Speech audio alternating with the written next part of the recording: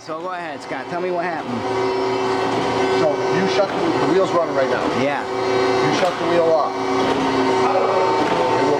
It'll coast and stop. It won't go back on with the machine running. For whatever reason, maybe it's a safety issue. So you literally have to stop it. Like if I turn it on now, it won't go on. Right. They have been twisted around trying to get it to go on. So if you stop it, now the wheel's stuck. Okay. For some reason, it's a safety. Yeah, all right, good.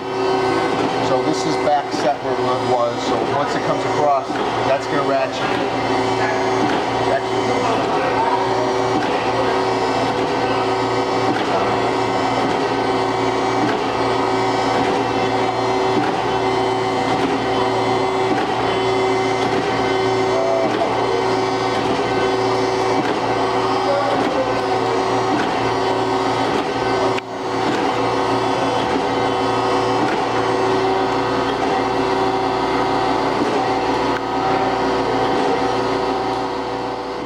Now it's barely moving.